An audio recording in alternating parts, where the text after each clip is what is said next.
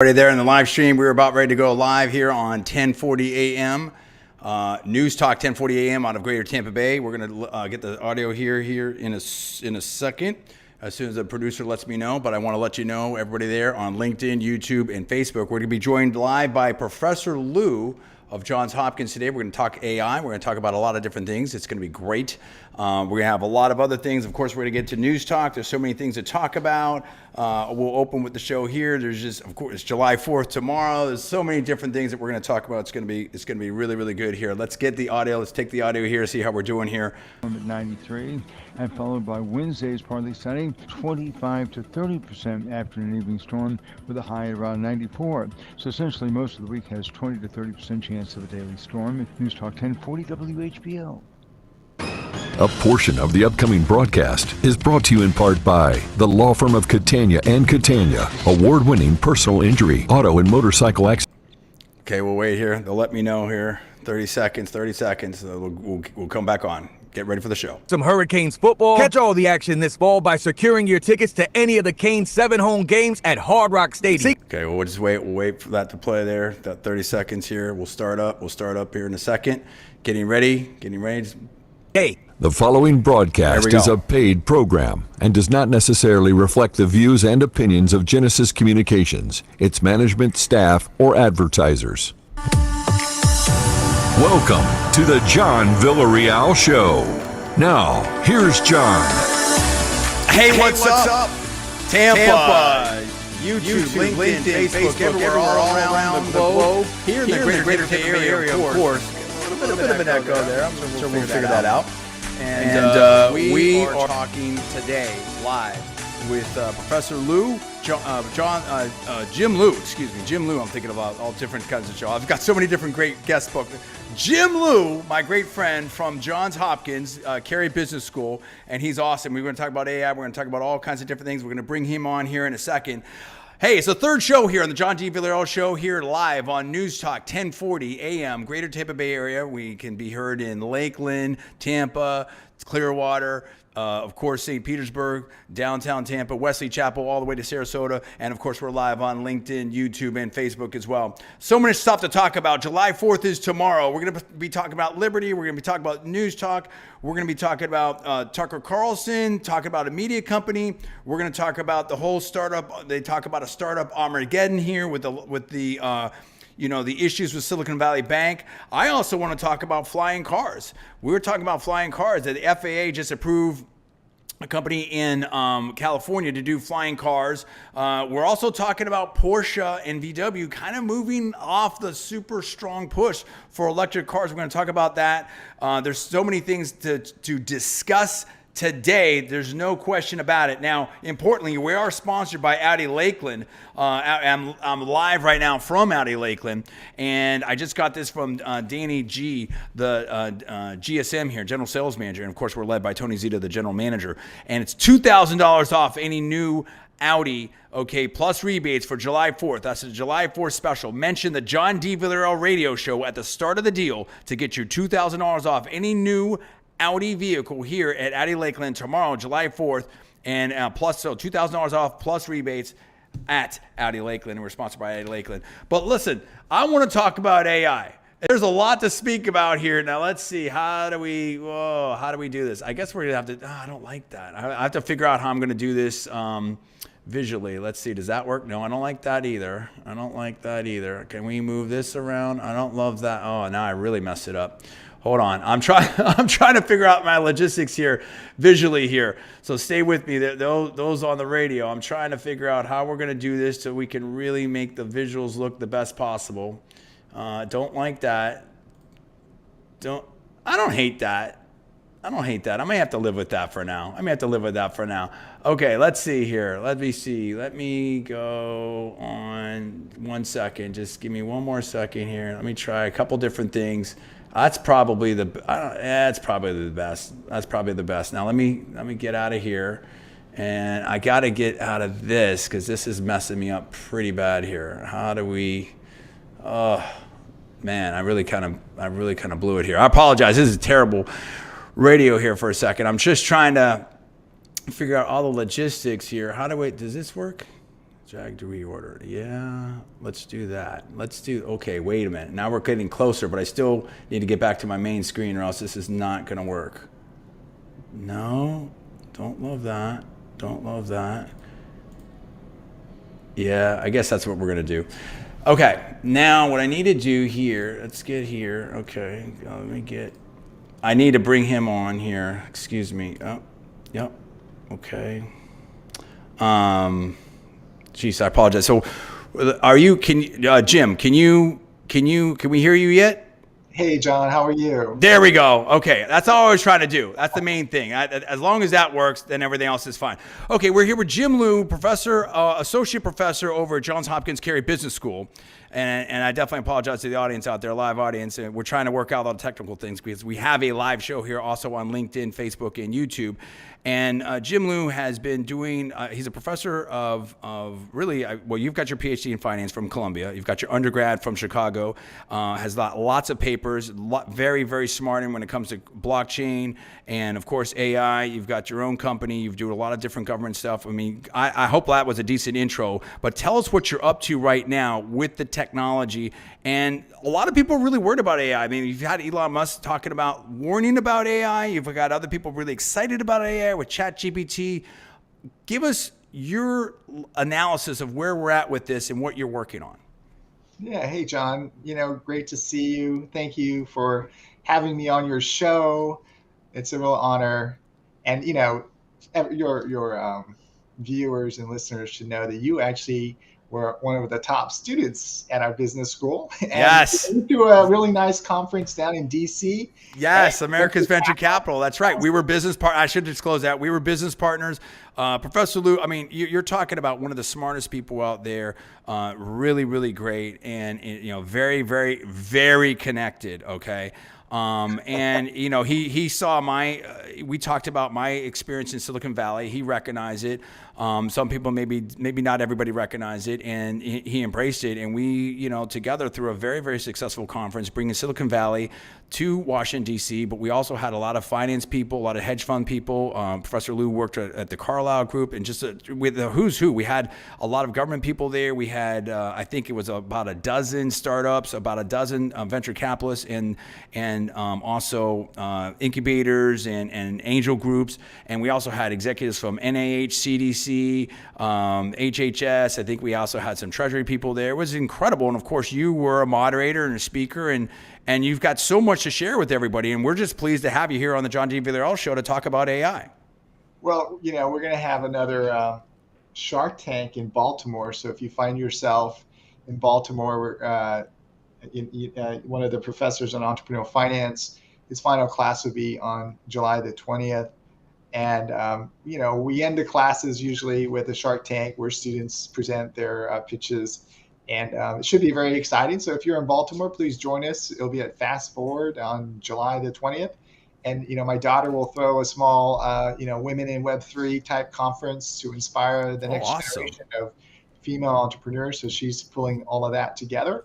So that should be fun. But yeah, no, it's just, really, really great to be here.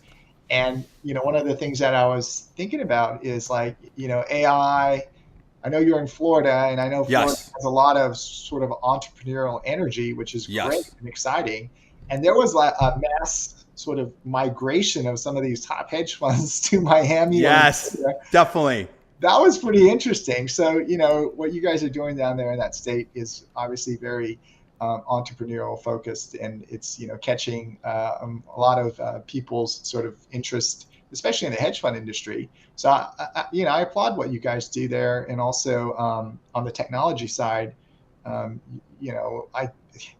is it still Silicon Valley, or is it Florida? Well, I mean, let's talk about that. I think that's a fair conversation. I mean, let's talk about that. Like, do you feel, there we go. Now I'm back to my, okay, that's perfect. Do you feel that,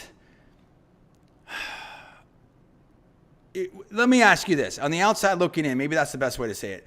What's your take on Florida as a tech hub? Are you buying into that it's an actual tech hub at this stage, or do you think it's an emerging potential tech hub? And there's also discussion of Miami versus Tampa. and Greater St. Pete, Sarasota, that the Greater Tampa Bay, and even Orlando. But there's also stuff going on in Jacksonville. Like, how do you read that from the outside looking in? There's a lot of hype around the Miami Tech Hub, but now post sort of crypto blockchain crash, if you will, in my opinion. What's your take on how do you view Florida? I mean, we were just in Florida 2 weeks ago, and love the beaches, love the weather there. I think it's also a function of, do you have the human capital to support a thriving ecosystem in technology, right? So, I know there's a lot of really great universities there. Is there activity there? Are there people trying to do Shark Tank type events? Or American venture capital type stuff. I mean, you're down there. You should stir the pot. Oh, I am. Well, I already texted you. We're relaunching some stuff. We're gonna do a tech hub. We're gonna do events and stuff like that. Probably based out of Sarasota. It's gonna be. And I don't know how much you want to get into this or not, but part of my thing, and this very well, is I'm tired of the conservatives need, or even independents or moderates now need not apply to tech or venture capital or social media or media. And I want something that's going to be kind of what like Elon is doing, right? I mean, with Twitter, I want something where everybody's welcome. Everybody's welcome. It's not about the politics. It's not about your cause. It's about, if that's what you're into, that's totally fine. And you're into, you and I both, do different charity stuff and good causes and all those things. But it's really about, with venture capital, do you have a good business? Is it investable? And again, we're just talking, very, very high level. This is obviously, we're not giving any advice or anything like that. But also, what, or technology, does it work? Do you have a good, and that's it. We need to get back to fundamentals. We need to get it back to basics. And I think there's a big push back to sort of a libertarian, almost non-political type of thing that Silicon Valley used to be. Yes, it was in the Bay Area, and yes, there was the overarching sort of liberal San Francisco paradigm, but nobody really, I can tell you, I was there. Nobody really cared. It was okay if you voted for, a Republican or something like that. Now it's just gone psycho. But I do feel like there's a swing back.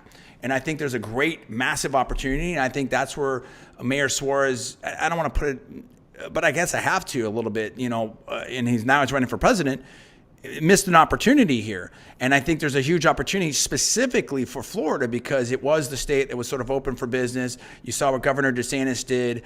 And again, I want to get politics out of tech and venture capital, and it also will relate to our AI discussion here in a second because of what are the prompts, what's the programming behind the AI, and there's some of those discussions. But I think there's a massive opportunity for a non-political or an open, if you will, tech hub and venture capital hub, and I want to do it out of Sarasota. I think there's a lot of reasons for that, and I think that Florida is the perfect place for that. So I think that's the opportunity, and of course we want to do events, and I think that now people want to do events again, and you go to a lot of events, you see a lot of people all across the country, all across the world, really. Do you think that people are really excited about events at this point?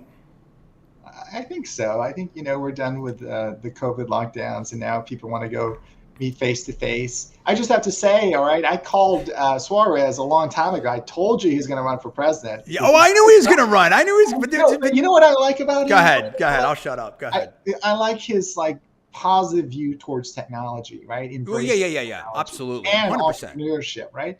And I think that is striking sort of a chord in people who are entrepreneurs, because at the end of the day, what is the American dream, right? The American dream is you come over here, you start your company, you're your own boss, you have a lot of success, and anybody can have access to that American dream. That's why, my parents came over and so forth. And, I saw your post on LinkedIn. Can you, I'm sorry, I didn't mean to interrupt you, but I want the viewers to listen to this. I think it would be extremely helpful, and I know you're very, very humble, and I know sometimes you're a little bit, I don't want to say shy or whatever like that, but I think it would be extremely helpful for you to go into, your background, your family's background. Remember, you were talking to an audience here all across the greater Tampa Bay and even online that maybe have never known you. You have an extraordinary, absolute American dream background, in my opinion, and it's powerful, and I'd love you to tell that story. No, I appreciate it, John. Yeah, so, my parents were professors. I mean, they both have since passed, unfortunately. But my dad, when he came over here, he had $100 in his pocket, and he finished his graduate degree at Berkeley in economics. Throughout his whole sort of career, he had to sort of put himself. Go Bears and go Blue Jays. I love that. I'm already loving that. He told us about his first couple of jobs of washing dishes, right, just to survive. Oh my gosh! And wow. He had one job in his professional career, which was a professor, tenured faculty at the University of Oklahoma. So that's where I grew up, in Oklahoma, Norman. The time of sort of Barry Switzer. Yeah, that was my first national championship I won. Was in Norman, Oklahoma. I flew into Will Rogers Airport. I love it. And I think your listeners should know that we have a lot of commonality, because I know you grew up a lot in Texas, and I born in San Antonio. And so we had a great lifestyle in Norman. What brought you? I'm sorry, I apologize. I apologize. Yeah. What I want to hear more about that, and I want to hear more about like the trials and tribulations, and what brought you and really more of your family to University of Chicago, a huge, big school, very, very prestigious. Like, I mean, a lot of people, they hear about the successes, but they don't understand the work and the sacrifice that goes into that.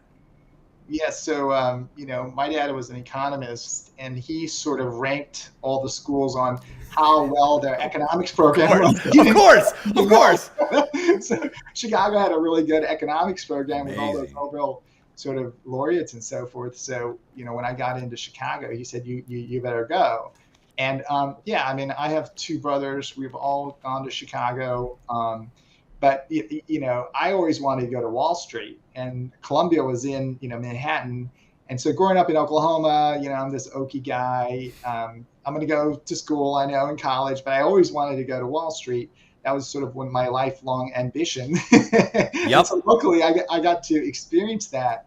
But my parents were like, it's a pretty competitive market, and we're worried that what happens if you lose your job on Wall Street? We want you to have a backup plan. And this is actually pretty interesting. So they said, before you do your Wall Street, why don't you go get a PhD just in case, financial markets may blow up, right? You don't know, but at least we know that you can go teach. So I love with a PhD from Columbia in finance is like the backup plan. That's amazing. So this is exactly what happened in my life, John. It's so funny. So I went to Columbia, did my doctorate in finance, got my first job on Wall Street, was loving it. Traveled around the world with this really nice investment bank, had some great bosses along the way. And, eventually ended up back in New York City. The financial crisis of 2008 happened. And now this time I have, 2 kids, married, and now I'm looking for a job. And this is how it took me to Johns Hopkins Business School. And, my wife was like, why don't you just apply and, start teaching there, because, you do have a PhD in finance. And at the time, the whole financial market was just nothing. And so I did, and I've been there ever since. And what's so interesting about teaching, so now I'm like a professor entrepreneur, and honestly, Totally. I have like the best life, because, I get to go teach in the classroom, different courses. When I first got into Hopkins, I was teaching like corporate finance and derivatives and fixed income. And then, I was like, hey, why don't I try some other courses? So started entrepreneurial finance. And I had no real entrepreneurial experiences. I had like investment banking experiences and so forth. Met a couple, Dove and Elma Levy, and just started to learn about government contracting and about, other parts of the business outside of Wall Street. So they mentored myself, and we had some successes down in DC, which was great, and it was using sort of data and machine learning. And that was something that I knew about from Wall Street, the days in Wall Street. And so, we have a government contracting company named after my 2 daughters, Sophie and Catherine. And, we love to do the cutting edge machine learning AI stuff, right? And so it kind of leads us to the AI and large language models. So one of the engagements that we had was as a subcontractor, and we were implementing some recurrent neural networks and LSTM, long short-term memories. And this was a little bit before the whole transformer revolution sort of took over, right? And so we were using that technology, but our goal was always to stay on the edge of AI and implement the most cutting, AI, because we saw that the development in machine learning and AI was happening so rapidly. And if you back up and you actually look at this stuff, it's really fascinating, because it's not so it's not so theoretically difficult. It's more if you like to tinker with data and you like to, do things. You want to get involved. So what does that mean? When I teach the big data machine learning course, most students, they're rusty in linear algebra, okay, fine, and they're a little bit rusty in calculus, which is understandable. But once they sort of overcome that, and then they're okay with programming, and programming, by the way, gets easier and easier each year, then they can pick up this stuff, right? And if you build a core set of skills, and you start thinking about what business problem can I solve with these tools, then it becomes really fascinating and interesting. And so, machine learning is, what is machine learning? It's kind of finding patterns in data. And, now we've moved on to the next stage, which is like generative AI. And what is that? Well, now let's understand and try to figure out, estimate distributions, right? And then from this distribution, let's sample, right? Let's sample things like pictures, right? Pictures of people that don't exist, right? Recordings that, never happened, right? Or text or story. So now we're at this stage. It's really, really fascinating how fast we got here. But we're at this stage where we can generate, content that will fool us, that will fool the human being. We're always the final judge of all this stuff, right? We say, hey, is it working pretty well? Well, ChatGPT, we like that experience, right? But yeah, it hallucinates. But you know what? It's okay. We'll still use it. But ChatGPT, what I've noticed is it's really great to educate you on content that is well established. So what does that mean? Like algebra or linear algebra or calculus, something that's been there for a long time. And it's not so good, obviously, incorporating new things, at least right now. But it is really, really good about giving you creative ideas. So, for example, right, I'm just going to throw this out there, right? So, John, you're thinking about maybe doing something, venture-oriented in Florida. You could literally go back and forth in ChatGPT and Bard and the other AI tools and say, hey, what could I do in Florida? How should I set this up? And it'll start giving you content. And I think what the power is that you keep interacting with it. Some people interact it with once, it hallucinates, and they're like, this is horrible. But the point is that it can enhance your abilities as a human being. So I'll give you another example. So in my courses that I teach, I always tell our MBA students, you should know how to use AI, because an MBA student who graduates that's using AI is going to outperform an MBA student who doesn't know how to use AI. Yeah, right? Definitely. And so this is just a tool, and like with any piece of tool, you could use it for good or you could use it for bad, right? And I think that we're sort of at that point where every industry, we're starting to realize, well, every industry can be affected by AI, and so this leads me to sort of the some of the things I'm working on now that I'm super excited to tell you about. We're building an application powered by large language models. But we're going after a very specific task, and this has to do with equity research. So this is specifically designed for long, short, fundamental equity research, hedge fund manager or portfolio manager. Right now, most of the research is done sort of manually, and it's been done manually for the longest time. So what does that mean? When a company discloses a 10K or 10Q, people read through that and they listen to their earnings calls. And they try to understand, has the business changed, or is there anything like headwinds that's going to hurt certain businesses? And, that process of doing research is pretty manual. And what we're trying to do is figure out how we can use AI to help and improve, the analysts or the associates who's doing the fundamental research. And we're just using fundamental data right now.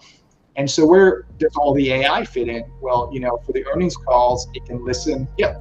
We have a break here that's very, very fascinating. Can you stay over? Of course. All right, awesome. Yeah, well, I'll have you on all show if we need to do that. So, okay, listen, you're listening to Professor Jim Liew with me, John D. Villarreal, on the John D. Villarreal Show here on News Talk, 1040 AM, Greater Tampa Bay Area. We'll be right back with you.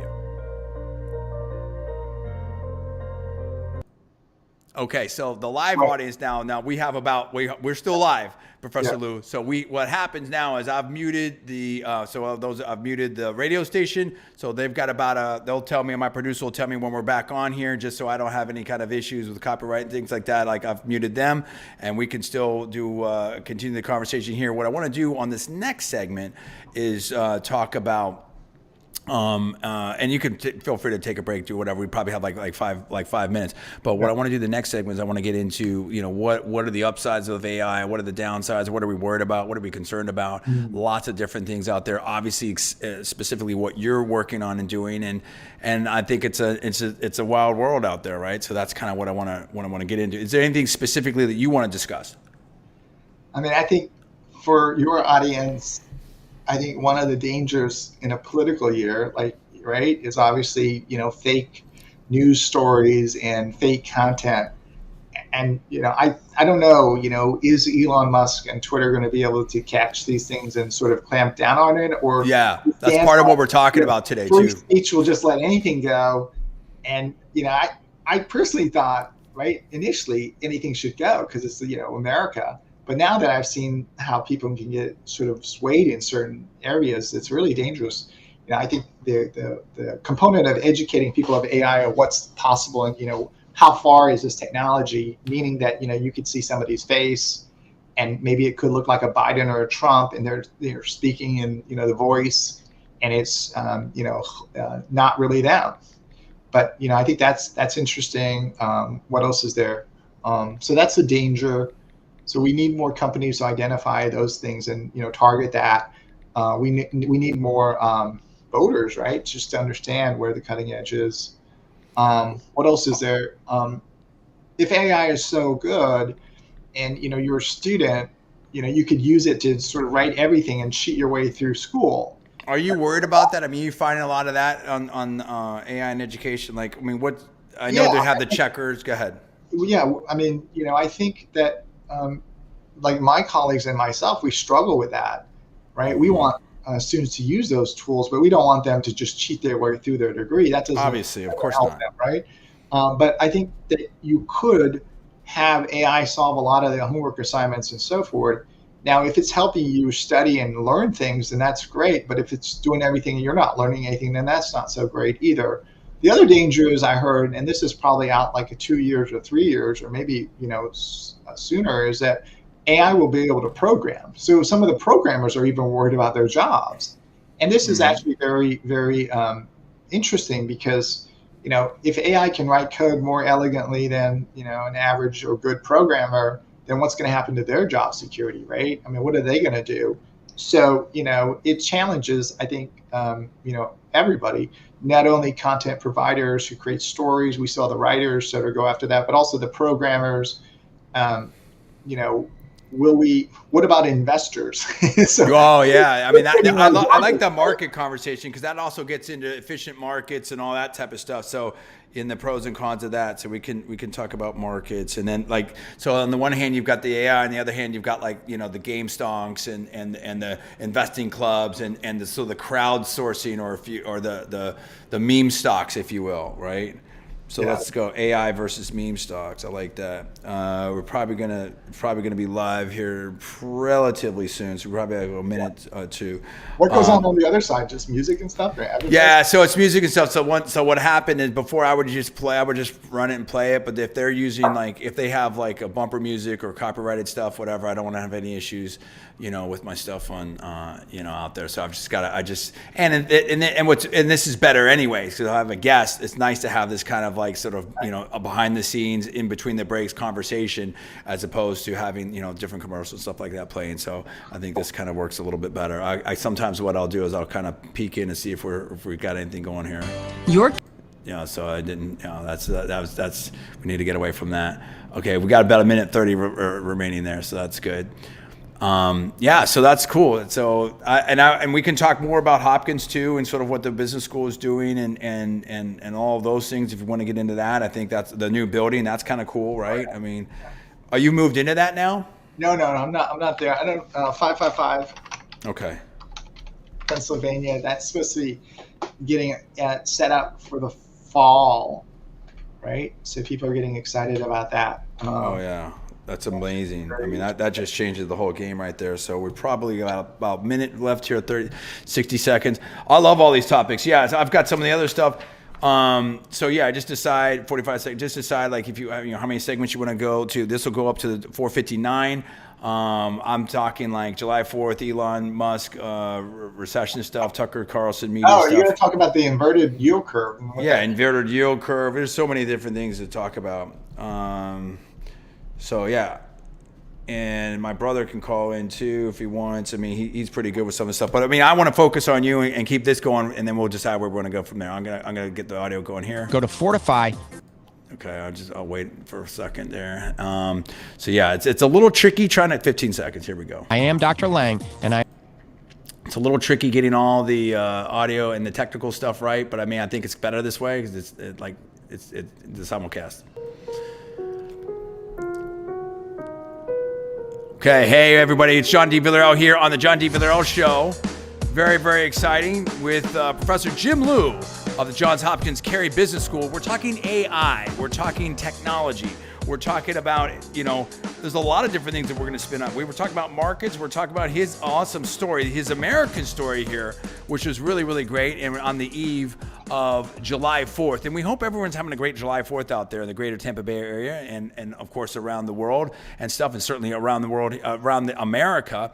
And it's just so important. And Professor Liew, I'm super big into, freedom, liberty, opportunity, equality, and everything for everybody. And I just feel like this is really a time now, and we'll get right back to the AI talk, but maybe we can talk about this, in the future segments here and in the rest of the show, is I really feel like we've been through kind of a crazy, wild ride, if you will, the whole world, but certainly America. And I think now we've had, Supreme Court decisions. I'm going to be talking with a very, very special guest. I don't know if I want to drop the name right now, but a very special guest a couple weeks from now that is a Supreme Court expert. It's a name that almost everybody would, I think a lot of people would know. It's a huge guest here on the show.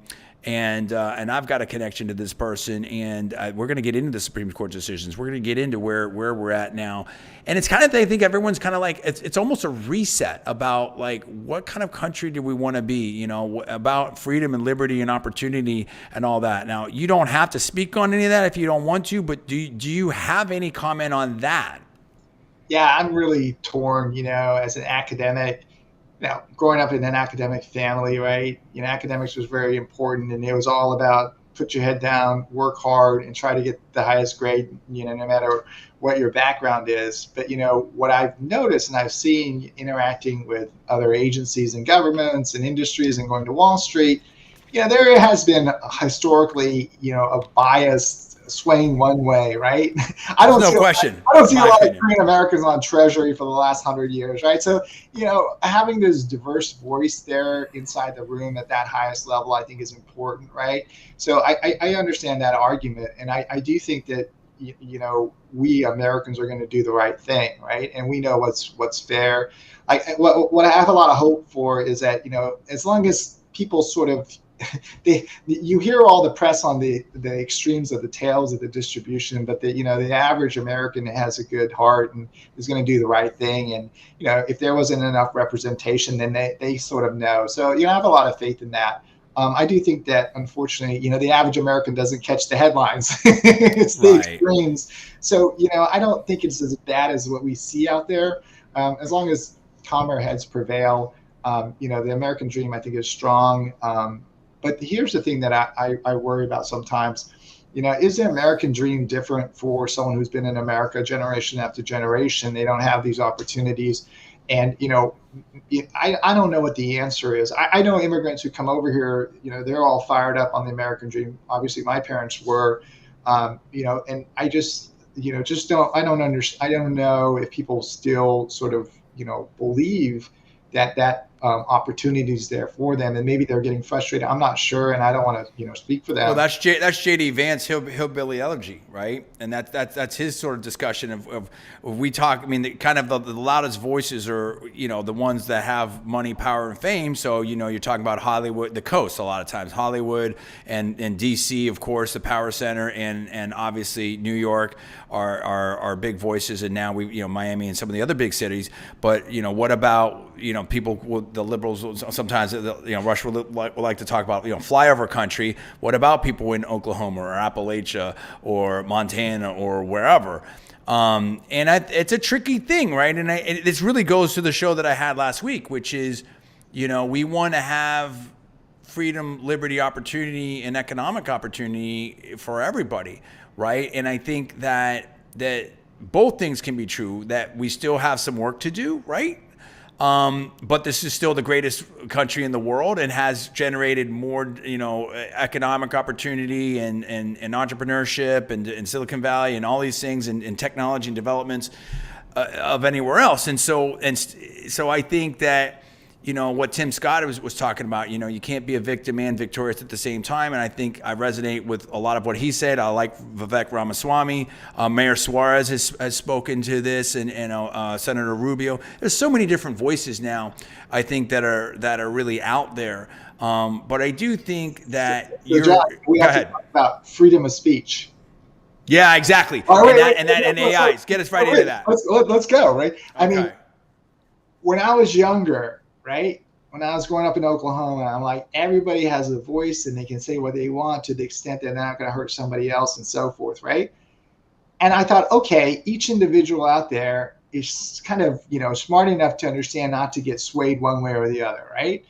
Because that's what I was thinking, right? And then now we're at this point where even if you're a smart individual, right, and you're not up to the learning curve on where AI is, you could get swayed. You may hear something, or you may see something, right? And it may be fake news, or it may try to sort of fire up one part, whatever it is, whether you're conservative or liberal, it doesn't really matter.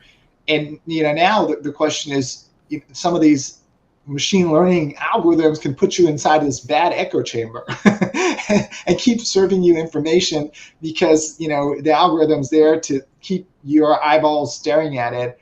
And, surprise, whenever we get emotionally riled out, we keep staring and we keep That's scrolling. all the social media stuff. Yeah, they're all doing that. It's like the casinos trying to keep you there in the casino. Like there's no clocks, it's hard to get out, all that stuff. So I think you're right. I mean, the danger is these are business interests, but what is this doing to our public discourse? But sometimes I'm concerned that the cure, quote unquote, is maybe worse than the disease, because I don't like anything that's going to censor speech. But I think that you're going to bring up the unique issue that AI can present with this.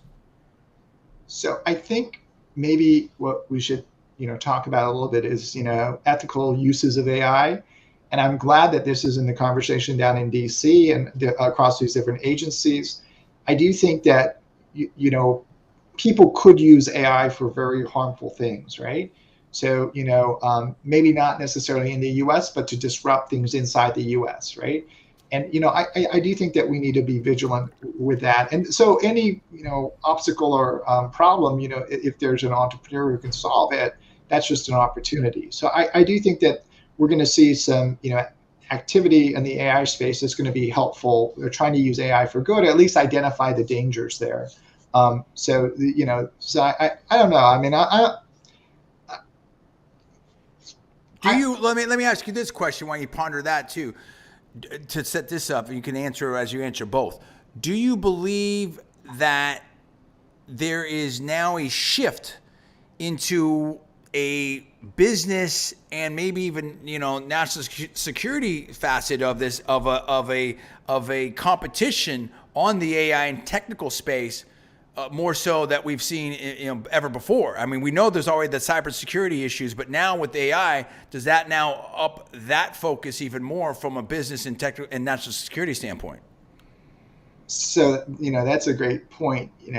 There is an AI race going on, without a doubt. And it's very important that we win this AI race, right? And it's ours to lose, actually, because if you step back and think about it, in the U.S., North America, you look at the Ivy Tower, you look at, the tech hubs in Silicon Valley, New York City. We have some of the best sort of AI minds and researchers and so forth, and we can train, some of the best models. And a lot of this stuff gets trained in the U.S. and goes abroad. And, we are actually training and educating and then losing some of these top minds. Yeah. And if we didn't, and we kept everybody sort of around DC, and there was 10 Silicon Valleys all doing AI around DC, then I think that there would be no question that we're going to win, right?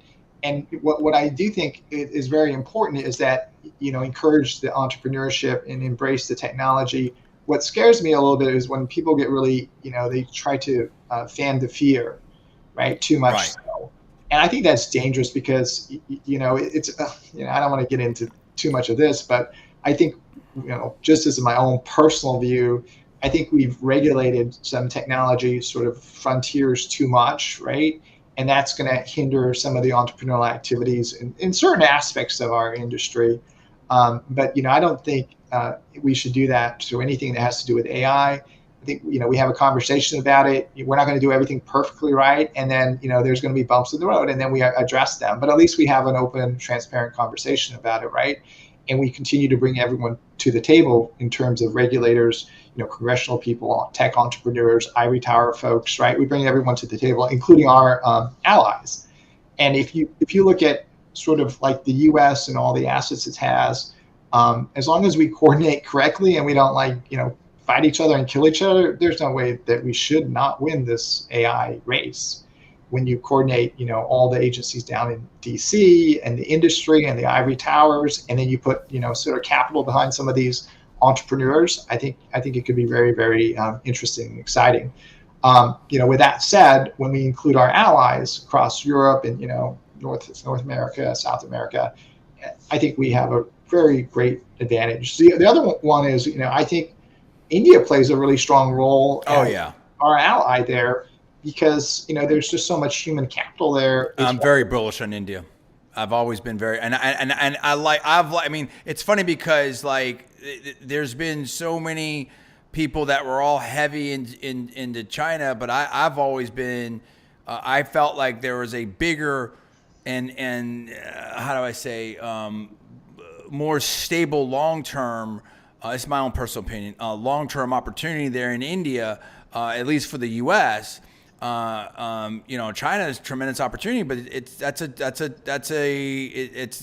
as we can see, complicated relationship there, right? I do have to say this really quickly because we are sponsored by Audi Lakeland, and it's almost July 4th, and we're talking about $2,000 off any new Audi plus rebates on July 4th. That's the July 4th special. Maybe we'll run it all week. I have to see, but it's definitely for July 4th. And this is from the general sales manager, Danny G. You mentioned the John D. Villarreal radio show at the start of your deal. Right here, sponsored. The John D. Villarreal radio show is sponsored by Audi Lakeland. Now, we're going to come back to the AI here in one second, but I just thought about something. Well, we'll preview this later. I want to talk about you got some electric cars. I want to talk about your thoughts on electric cars and everything, and we'll talk about Audi versus Mercedes and some of these other different things. But it's a challenging thing, right? I mean, on the one, this is what's really tricky. We're talking about regulation. We're talking about technology. We're talking about all these things. I'm all for sort of deregulation as much as possible. And that is, you're 100% right. That's what kind of made Silicon Valley as one of the major factors. It was kind of, if for lack of a better term, sort of Wild West out there with sort of business models and internet and everything like that. And that worked out, I think, overall pretty well for the internet and all that. But when you start talking about biotechnology, and we just went through a pandemic, or you start talking about AI that can maybe take over things and maybe wipe out, like Terminator, and maybe that's what Elon Musk is talking about. Or if you're talking about some of these other technologies that are just really powerful and can kind of get out of control, like Pandora's box, I think that a lot of people maybe on the conservative libertarian side or whatever, even moderates, will sometimes decry government and bureaucracy, but I mean, we've got some very, very smart people in DC, and some I think there's more PhDs per capita around DC than anywhere else, at least in America, maybe even in the globe. And these are some very, very tricky problems. How do you get that balance right? And do you think it's more technology or sector specific in terms of that level of regulation needed? Well, Silicon Valley got its start, selling chips to NASA. So it's like this industry and government partnership. And I think that's important to understand. So to the extent that we can coordinate industry and government together, I've met a lot of people in government, and they're super smart, super nice, very sincere on their missions, and they have a heart in the right place because they want to serve the American public. So, my hat's off to them. But, at the same time, that it's difficult, right? Because technology is moving so quickly. It's hard to, be an AI expert if you're a CIO, and, trying to solve these business problems, it gets complex. The other thing is that there's a lot of regulations that you have to abide by, right? And so, it's not as open as, hey, I'm a tech entrepreneur, let me just do whatever I want. They got to sort of follow these sort of statutes and rules and so forth. But I think that there's an opportunity to coordinate industry and government and the ivory tower, and I think we've seen a little bit of that and more. And I think that's going to be very important. So I'll give you for example, it's important for entrepreneurs to go to the ivory tower and find a couple of professors to work with. It's important for professors to go find some entrepreneurs and, maybe even talk to some industry, agencies that they can help out and, coordinate across these, silos, let's call them, right? It's easy for me to hang out in the ivory tower and talk to my colleagues all day long. It takes a little bit of effort. I'm glad I met you, John, to, have this conversation with you as an entrepreneur, as a successful guy down in Florida. But, we need to see more of that collaboration and, bringing in the government in there. I think that's great. I understand everyone's got their own agenda. I get that, right? But, having the conversation, I think, is the first step if you want to, just coordinate and do things. Well, that's all. What you just brought up right there is very interesting, and not to pat myself on the back, but we all know that I do a great job of that. But I mean, it's yes, but it's the knock that I get is, hey, what are you going to be when you grow up? So I'm doing so many different things, and I've done so many different things in different degrees across different fields and whatnot. But I think the real strength, I've had probably 5-7 different careers, but the real strength that I bring to the table is that I can see so many different areas and I can synergize and kind of communicate and translate between them and understand, hey, with this, you need this, and with this. And I think so many people do get siloed in their specialization. And we even see these in the professions.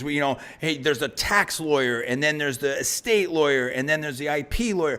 And then same thing with medicine, the podiatrist and the neurosurgeon and the anesthesiologist and all these different things. And I think with some of these things, they're so impactful across different ranges. Or how do you get a tech hub? Or what do you need to make a company successful? You need, even just in the communication space, you need marketing and PR and broadcast stuff and merchandising and branding and all these different things.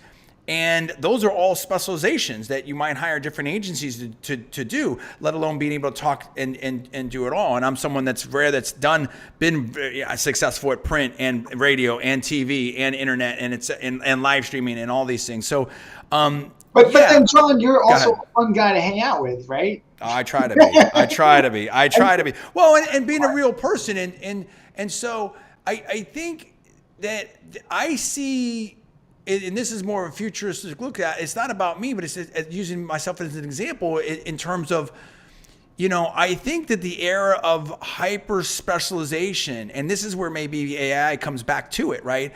I think we're going to move away from some of that, right? Because I think there was an interesting, I saw something on LinkedIn where it was basically before, for many years, there's hey, if you had job problems or whatever, learn to code. Now I saw something where they had a construction site and they're hey, with the AI generation, maybe this is what's more secure from the AI apocalypse, if you will, on the job front. So my point being is, I think there is more of a push. The last 100 years have been this push for specialization and corporatization and mega corporations, and you're still going to have some of that. But I think we're seeing more of a push back into entrepreneurship and having a range of skills or general skill sets, because at any given time you may have AI or the next technology that sort of makes obsolete your specialization or diminishes the value. And the way to get compensation and to continue to enrich yourself and your family and a country is to continue to add additional value. Does that make sense? Oh yeah, absolutely. I think that sort of adding value is one of the best skills ever. If you leave the business school and you understand, you're self-aware enough to say, okay, where can I add some value? Where can I not add value? How can I help this company, help this person, whatever it is? That's the most wonderful skill to have, right? Because that business awareness or EQ, whatever you want to call it, because I think, nowadays, you mentioned specialization, it's not as important to code. It's more important to be able to prompt, but it's sort of important to use these tools and understand, how far you could use them, right? So, prompt engineering is supposed to be the new buzzword. I think what we've seen over time is that when I was in school, it was a long time ago, in like high school, I took a class, Fortran 77 at the University of Oklahoma, and it was a monster of a course because if I made a period or a comma, a disaster, nobody would debug that for me, and I'd just sit there and scratch my head all day long trying to, resubmit this code and execute it. But now, the whole Google and Stack Overflow, you have a whole help desk there. But, with ChatGPT, you make a mistake, you're like, oh, fix it for me. And then, the AI does it. So now it's becoming easier and easier. What I've noticed is that you can even ask it things that you have no idea how to code, and it'll start giving you examples. And you can even say, oh, I don't understand that. Give me another example. Explain it to me like I'm a fifth grader or whatever it is. And the ability to just generate those examples over and over again helps people learn. So, I watch my daughter, and, she'll learn specifically by an example, and then she'll understand the concept, a little bit more in general, and then I'll be able to apply it. But she can get there so much faster using ChatGPT. And, I think we all can too. So then, I ask myself, well, what am I going to do? Oh my gosh, I know. I'm going to tell you this. So I'm putting together a class. Now we got about 4 minutes till the break, and we'll definitely hold you over if you want to stay over. So I'm going to teach a class on generative AI for entrepreneurs. Ooh, I like that a lot, actually. That's pretty cool. So I like that. I want to help out with that. Yeah, I need to help out with that. I'm putting the course together, and I'm thinking to myself, what kind of exercises can I ask these students to do so they don't just put it in ChatGPT? And you know what the exercise it is for entrepreneurs in generative AI? Is go talk to people. Right. How about that? Exactly. Oh my gosh. Right? With another human being or a real business. Right. So many of these kids they're just staring at their phones all the time. Yeah, exactly. Right? And that's a balance. I want to talk about that. We've got about 3 minutes here. You tell me schedule wise. You want to stay over, or what do you got to do? Like I want to cover. If you want to, I'm fine either way. If you need to go, that's no problem. I've got a whole show, but we've got all these things we can talk about with tech stuff. At some point, at least for the last segment, I've got to get to my news content, stuff like that. So it's totally cool. You tell me what you want to do. Yeah. I'll stick around for a little bit more, and then definitely give your show back to you. So yes. Cover the content that you need to cover. But yeah, this is a lot of fun. So thank you. I want to talk about, so what we're going to talk about in the next hour here, and we still got a little bit of time here. I want to talk about the fake news stories, with AI. We talk about AI in education, problems with AI, the future of tech. Is the tech divide even bigger now, right? And markets. I want to talk about AI versus like the meme stocks, because AI could theoretically have the market be more efficient, but how do you deal with the meme stocks? And then we can also talk about the new building for Johns Hopkins, the MBA program, and some of the other programs that's now in DC there. And we talk about the inverted yield curves, lots of stuff to talk about. And I also want to talk about what you're specifically working on right there, as I know you've done some cool stuff, and there's just so much more to talk about, really. But I mean, I think before we end this, we've got about 2 minutes here. Are you more bullish? It sounds like you're more on the optimistic side. Did you just dismiss like someone like Elon Musk and some other people's concern there? Like, what do you think? From the entrepreneurial perspective, as an entrepreneur, of course, you're going to love Elon Musk and you're going to love Steve Jobs. From a personal point of view, maybe you have different views, right? But, who have we seen cross so many different industries to have so much success? I mean, you got to take your hat off to Elon. Oh, yeah. And then I still watch Steve Jobs. I heard he wasn't the most pleasant person, but I still watch the things that he says, the video clips, and share that inside the classroom, because he was such a unique entrepreneur that, he sort of, thought about a vision, and then he crafted it that way and just went for it. Right. And the other thing that I always tell students is people don't know how much Steve Jobs prepared for those talks and those presentations. Oh yeah, my gosh. He prepared like crazy, and that was never really out there. So the amount of effort that he put in, and the care, and even a simple demo or whatever it is, I think that was very important. That's the music. I love it. We were here on the John D. Villarreal Show, and we are with Professor Jim Liew from Johns Hopkins Carey Business School. We're going to hold him for the next hour here. So much more to talk about: AI, technology, everything else. And of course, we're going to get to the news talk. You're listening to the John D. Villarreal Show here on News Talk 1040 AM, Greater Tampa Bay. We'll be right back at you. Awesome. You're doing a great job. Let's go. Hey, you should be like a recurring guest. We should have you on every so often. Yeah, man, I'm happy to help you, dude. What are This we is going to good. do, man? I'm always happy to help you, This John. I know. Likewise. We are. I am having on. I don't know if I should. I don't want to jinx myself, but the show on the 17th is going to be big.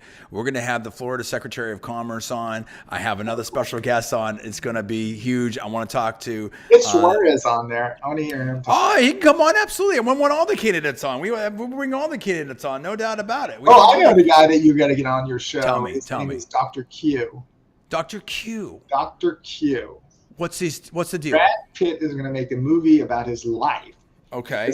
He's Mexican, and he jumped the border. This was a long time ago, and they caught him. They threw him back. He jumped the border again, and he started working as like blue collar jobs in California. And so the story goes is that he was doing some welding. He was on top of this really big bin or this tank, and he fell down. And so his buddies threw him a rope, and he was pulling himself out, and the fumes kind of got him. He fell backwards and hit himself on the head, and that was almost it for Dr. Q. But then, later he's like, okay, I got to get my life together. I'm going to try to do something with my life. And he ends up graduating Berkeley. He ends up graduating like #1 or whatever, top of the class out of Harvard. He's the top neurosurgeon. And if you look at Netflix, there's actually the surgeon's cut, and you can see Dr. Q. He's just a real wonderful, like energetic. He loves life, and he's just so encouraging to everybody. It's amazing. And then also he has the company that I'm a small part of called Dome Therapeutics, and he's trying to solve brain cancer with another professor who's been collaborating. We talked about this guy. Yeah. We should interview Dr. Q, ask him what he's doing, ask him about Dome. He's probably, it's hard to get on his schedule, that's for sure. But, say, hey, you're talking to Jim, and he said that you might have a really interesting story about Dome. Sure. He's there at the Mayo Clinic in Florida. That's awesome. I'd love to have him. I want to have, and I've exchanged a couple emails. It's been a while, but I would love to have, obviously, Dr. Marty McCarry, obviously, from he's written some stuff, right? About COVID and so on, right? Yep. And the price we pay, I think, is his book. Yeah, that's right. And I'd love to have Professor. I hope I don't say this wrong. G. Bai. I think she's done some cool stuff with him, and she's great. I've seen some good stuff there, and who knows? Maybe I'll get Professor Stacy Lee. She always threatens to come on the show, but obviously different viewpoint there. But that could be kind of a nice little back and forth there. You should interview all the Carey Business School faculty. The ones that right? No, 100%. Absolutely, because there's a lot there, and I think we need to tell that story too. Is a lot of people don't know. And they're gonna know. What's going on with Hopkins and Carey Business School and some different things like that. And I think I like the multiple viewpoints without getting sort of how I am, without getting like personal or contentious about it, but just being informative and entertaining about it. And look at what Rogan's done, and it's not, that's one of many. There's many people out there, Patrick Bet-David, a lot of other people that are very, very successful. With people want to talk about stuff that the mainstream media is not talking about, and they want to talk about stuff that's interesting, and they don't want to be locked into one format. Like, we're just going to talk about baseball every single day. Look, that's fine if that's what you're about. That's okay. But I think people have broader perspectives on that, and one day I want to talk about AI, and the next day I want to talk about X, Y, and Z. Now, obviously on the radio, with the radio show, with the News Talk 1040 format being, that we have Fox News and stuff, that we're gonna hit the News Talk stuff, but I always do that anyway, but I'm not sweating if I don't do that any single day. Are you going to talk about flying cars? We are going to talk about flying cars, 100%. Absolutely right. Let me do this.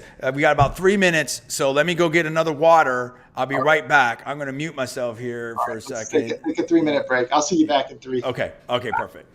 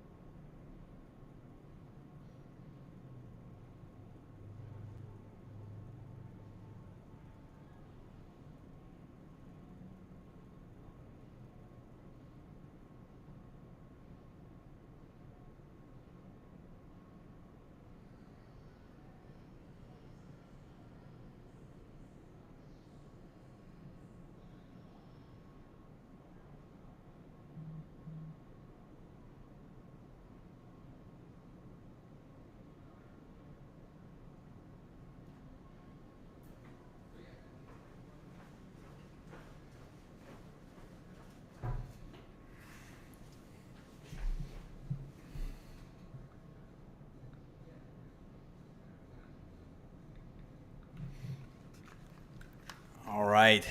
Hey, everybody. We're going to be joined again by Professor Liew here. We've got about a minute until the radio picks up. So just stay tuned here. We're talking AI. We're talking all kinds of stuff. We're going to be talking news talk at the bottom of the hour here, maybe even a little bit earlier than that. And maybe joined by Paula Villarreal. I'm just trying to keep my voice together here. It's been a long day. We're having fun, fascinating conversation with the tech, with the AI, and all those types of things. So I really like that. I'm just talking to my producer right now. And yeah, this is really, really cool. So I'm excited about it. I'm really excited about this. I love talking about these types of things. And that's what I want to bring you as well. It's like a range of different ideas out there. Okay, we got about 30 seconds here. So I'll bring in the audio here from the radio show here in the radio station in a second. And if you have any questions, anything in the chat that you want to talk to me about, you can do that. So here we go. Let's bring them on. Get your seats today. Welcome to the John Villarreal Show. Now, here's John. Hey, everybody. What's going on? It's me, John D. Villarreal, here on the John D. Villarreal Show on News Talk 1040, Greater Tampa Bay Area.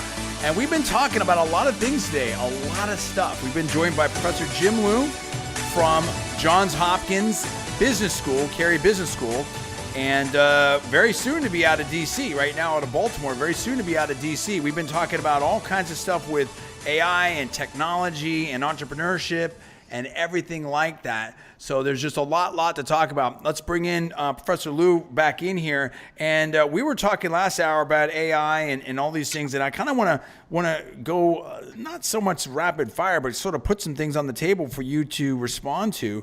You talked about fake news stories and AI, and you talked a little bit about AI in education. I mean, we talked about regulation. Well, let's jump to this, actually. I think this is kind of interesting. What about markets? You do a lot of work. You've been involved in, I believe, a hedge fund. I know you know a lot of people on Wall Street. You're doing some work now with some of the, I think CIAA, or I probably got that acronym wrong. You'll correct me here in a second. But I mean, I would expect that AI can help us make more efficient markets. And someone that's studied lots of law, and kind of a law and economics savant, if you will, and have studied with some of the heavyweights, some of the biggest names in law and economics. I'm all about efficient markets and getting rid of asymmetric information and externalities and monopolies and things like that. But that also begs so to what extent does AI give us efficient markets? To what extent does AI help build monopolies? And how do you have efficient markets in the era of the meme stocks and the game stonks and the Robinhood and stuff like that? Like how do you make sense of all of that? All right, so you threw a lot there. I'll try to. I did. I'm trying to do it slowly. Most of the times people talk about stock markets and being efficient, and I think in general stock markets are pretty efficient. But there are periods where we get a little bit scared and we get a little bit fearful and greedy and so forth. So there's some inefficiency there, right? So how can you tell if a market's efficient? Well, number one, if the price reflects all publicly available information and the market mechanism is processing this information correctly. Now, we've introduced an AI superpower into the market, right? So what does that mean? Well, an AI can process information much faster and better than a human being, right? So what's an example? It seems to be the case that if there's any task, whether it's chess or Go or poker or whatever it is, you feed enough data and you have enough compute, the AI model, right, can do as well as the best human, if not better, all right? Now, what are the implications of that? Well, for financial markets, yes, if you pump enough data and you give enough compute power, can you create an AI to be a better investment than the average investor? Absolutely. Can you create an AI to be as good as the best investor? Possibly. And I'll say possibly and probably. There's one thing that's so interesting about the financial markets is because, as your participants change, so imagine you're the only person with an AI engine and everybody else is trading the typical way. Then the AI engine will have an advantage. Okay, let's assume. But now think of a marketplace where everybody's using their AI engine against each other. Now it's going to be very different, and it's going to be, sort of like these algos trading it against each other. Some people say, oh, the market already exists. It's what the financial market is. But the dynamics of the markets is very important, and the number of participants who are using AI or not using AI. I definitely think, at least right now, there's a great opportunity. And that's what we're doing. We're creating like an AI equity research analyst fed fundamental information so that it can sort of train itself. I think it's probably at a freshly minted MBA level right now. It can do very basic valuations, and it can do some discounted free cash flows and WACs and all these things that we teach MBA students. The other thing that I thought was really interesting is you can actually ask the AI what are some interesting mergers and acquisition target.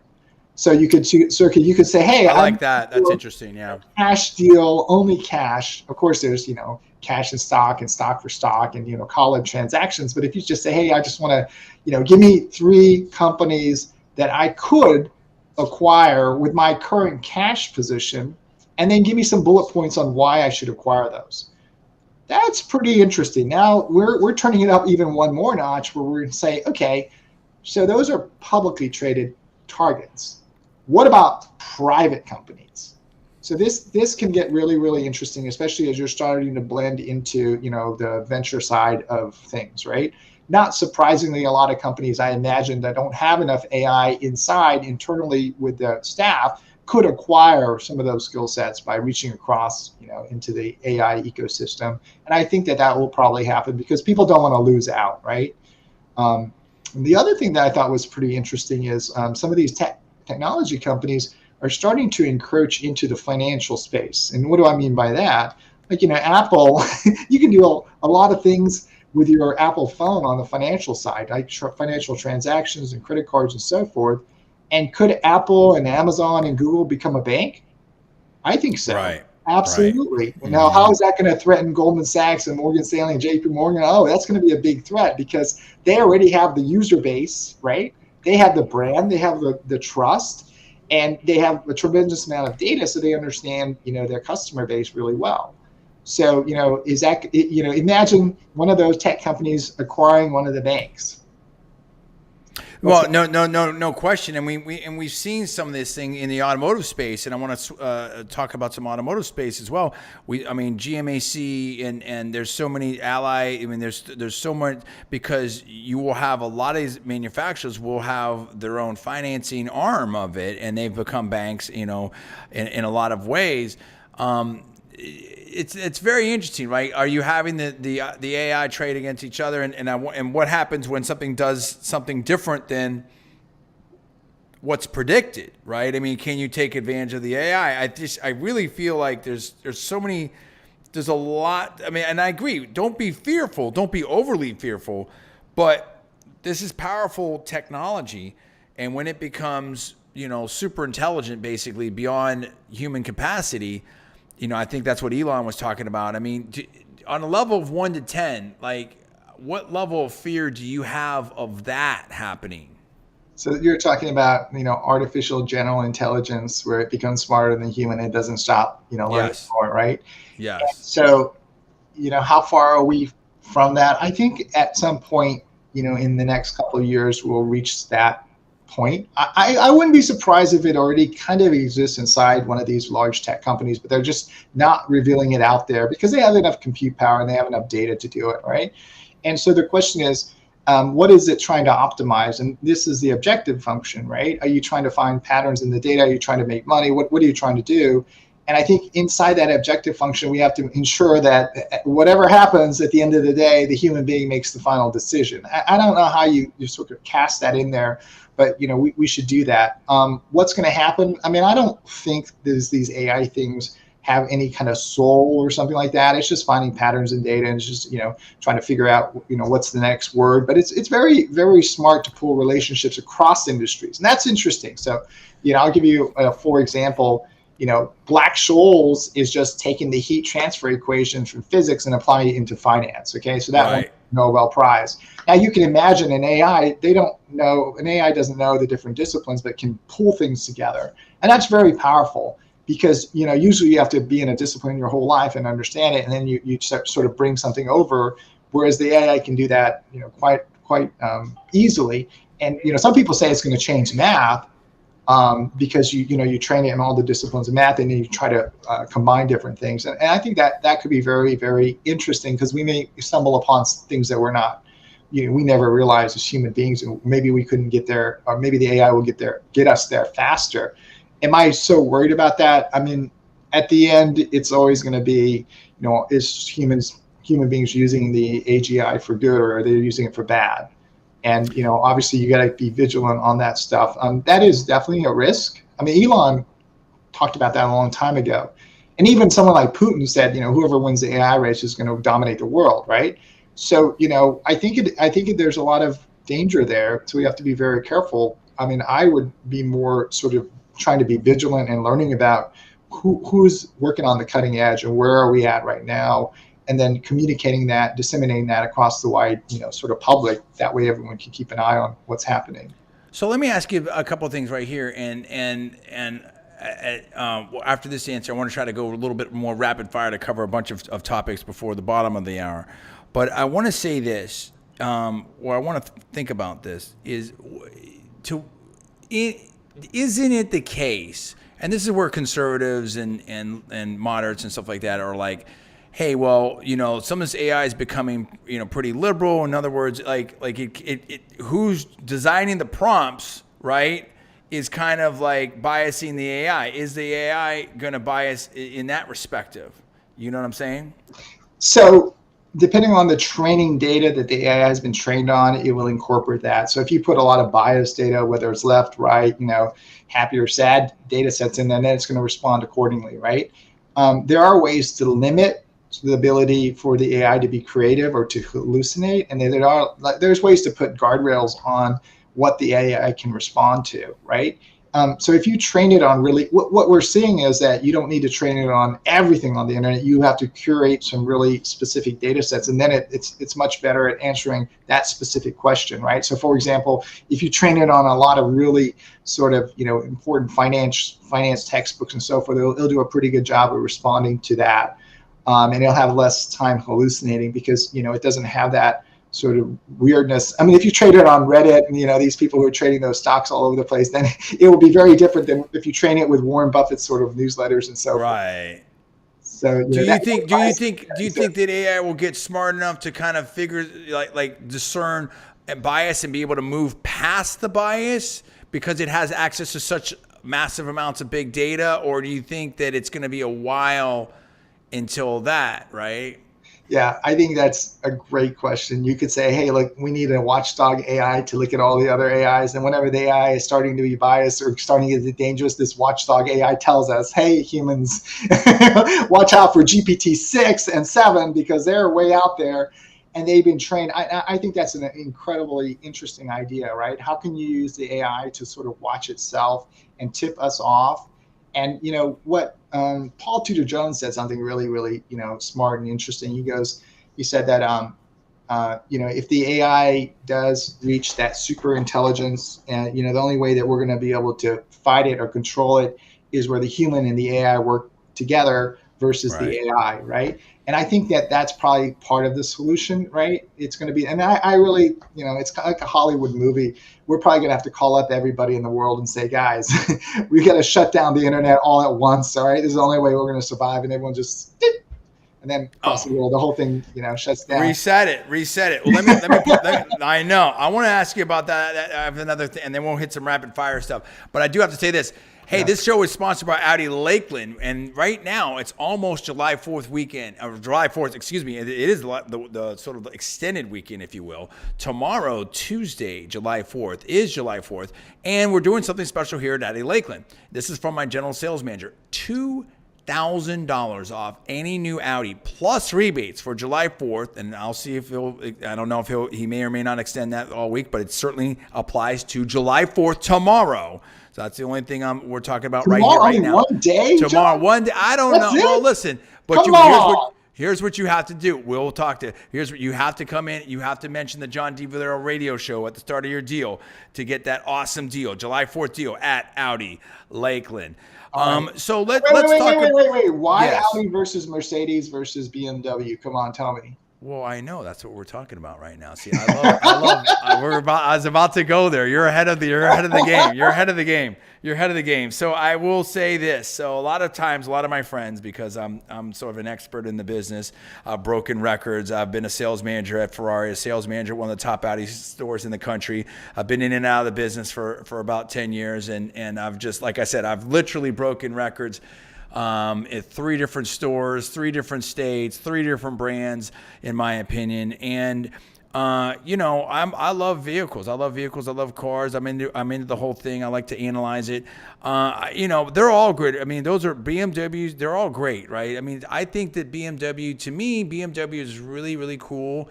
Like 20, 30 years ago, I respect them. No, I'm just saying that's what I mean. Come on, be honest, John. No, I'm telling you what I think right now. No, I still listen, if you're talking the M cars, I mean, there's still great technology. They're great. I love a lot of stuff that BMW does. Unfortunately, I agree with you. BMW is kind of lost. So it's Mercedes or Audis?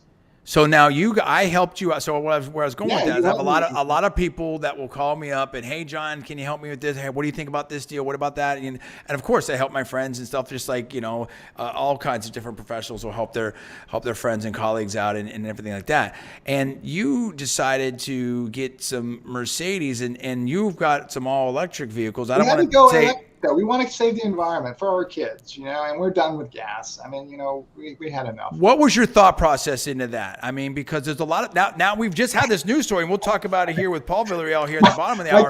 But there's a pushback, real quick. There's a pushback by Porsche, and Toyota CEO has said this for a while, right? About and VW off of all electric, and a lot of the polling out there that the customers there's a lack of demand there, Like, how did you think about your purchase and why, how did you weigh out Audi versus Mercedes and where do you think the market's going?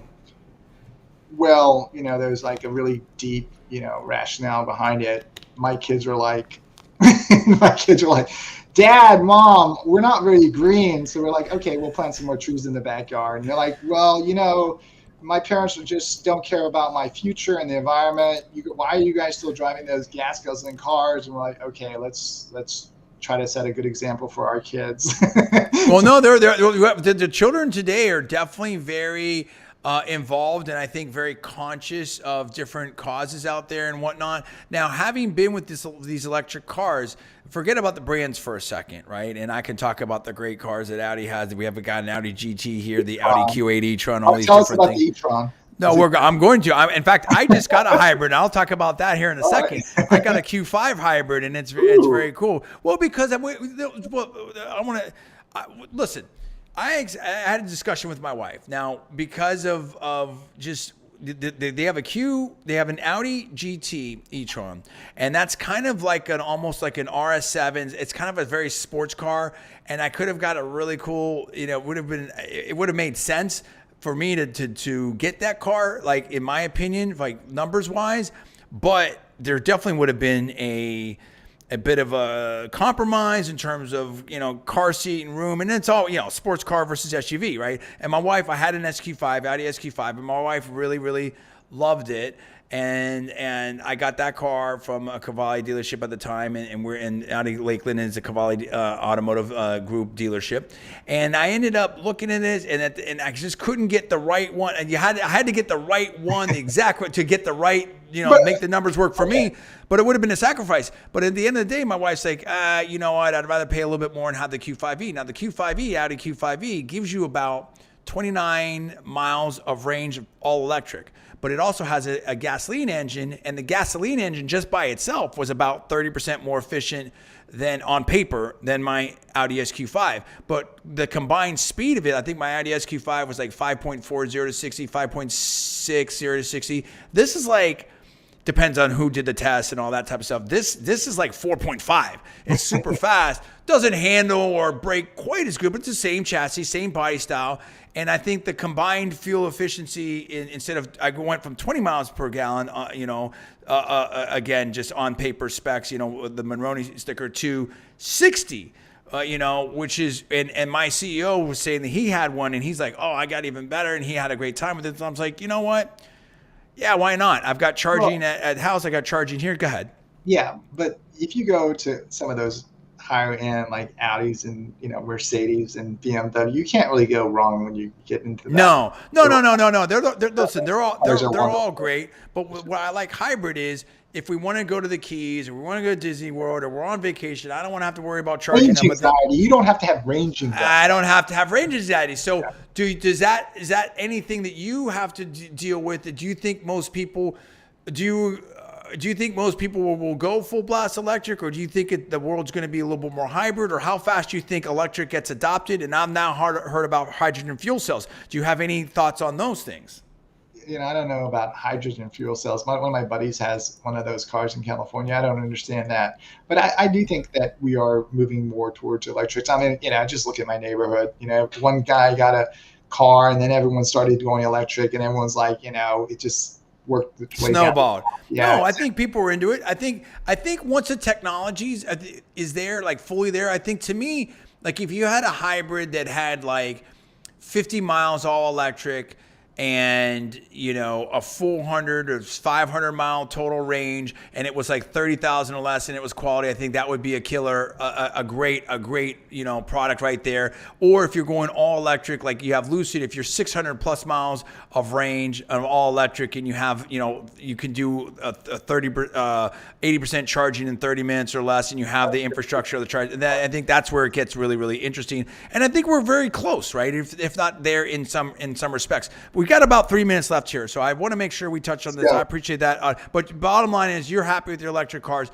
What are you working on right now? What excites you about the projects that you're working on in terms of AI and entrepreneurship and things like that? All right, we're creating Jarvis. So what is that? You're Iron Man, and Jarvis is your assistant. But this Jarvis doesn't help you with your suit. It only helps you with finance. So we're creating the finance Jarvis for you. So you can ask it, you want to do due diligence, or you want to do some research on a particular stock. You send off Jarvis. It's like an agent. They'll go do this. It'll come back to you. And then whatever mode of you want to interact with, is it's a chatbot, or you want to talk to it, you want an email summary, you want 100-word summary or less, 20 words. We want to give you what you're looking for.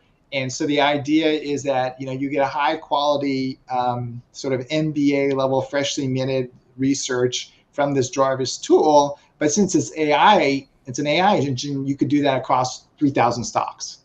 So then I think that's where it gets ideas. I see XYZ happening in Florida. Jarvis, go get me some stock ideas.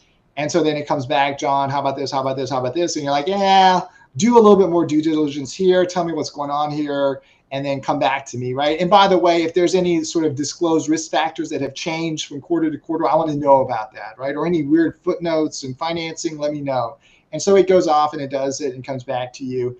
And, we never want to move the human being from, out of the actual decision-making process. And so we're just trying to give you superpowers for investing.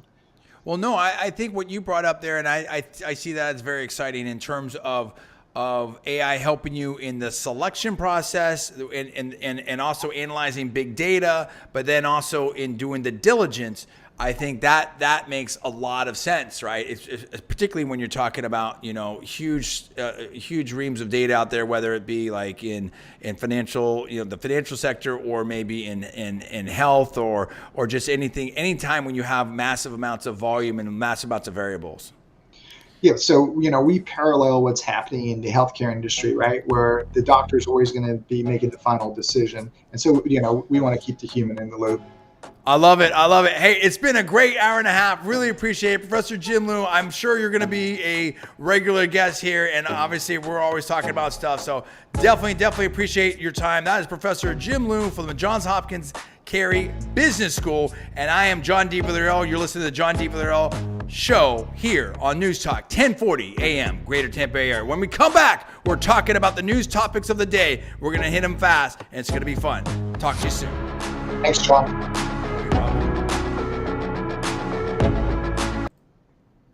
All right, are we good? Yeah, we're good. All right, dude. Thank you so much. You're welcome. Awesome. You're welcome. You're welcome. Appreciate it. This is going to be up there. We're still rolling right now live on LinkedIn, YouTube, and Facebook. So I will, you will have this. It's already up there as a video. And That's awesome, always a great job. And I'll talk to you soon. All right, John. See you, buddy. Bye-bye. Thanks. Bye-bye. I love it. I love it. I love it. Okay. So what we're going to do now is, okay.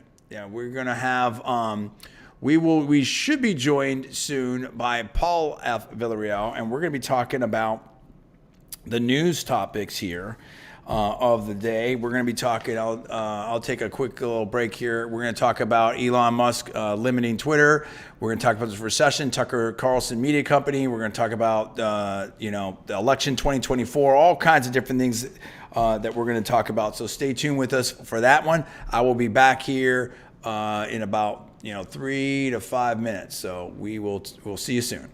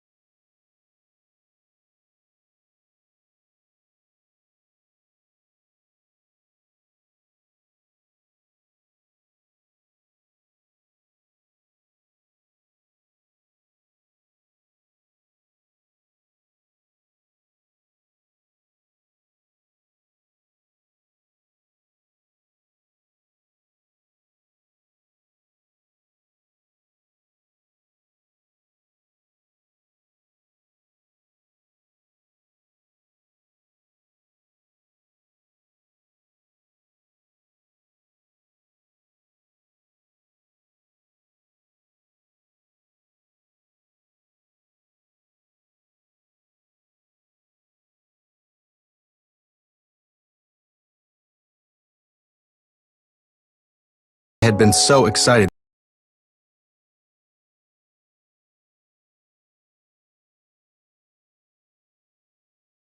Afghanistan Veterans of America and the Ad Council.